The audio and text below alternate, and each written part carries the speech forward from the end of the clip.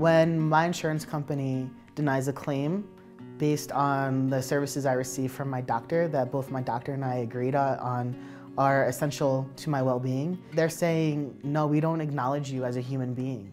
We don't acknowledge you as a person who needs this care.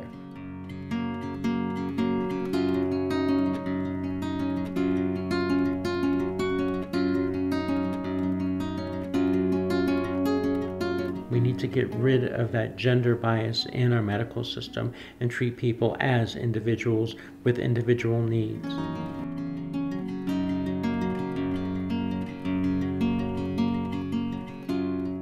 The best way to check for prostate cancer is through a test called a PSA. Because I still have a prostate, I have to pay the PSA myself. So yes, it helps in one sense that they will prescribe my estrogen, but because a PSA is typically a male-generated test, I have to pay $40 to have the PSA test. So there are a lot of different aspects that we really have to look at.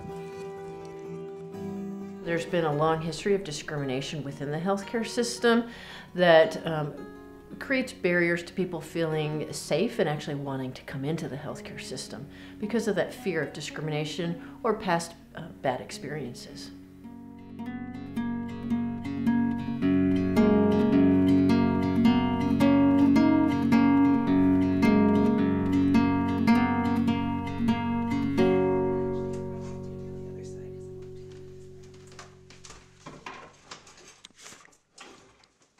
The Division of Insurance saying that we are noticing that transgender people exist and we're going to cover them, we're going to make sure they're not discriminated against, not only says that we care about transgender Coloradans, but says we want to make sure that your health is taken care of. When I chose my primary care physician, my doctor, my general doctor, I made sure it was someone who knew how to work with transgender clients.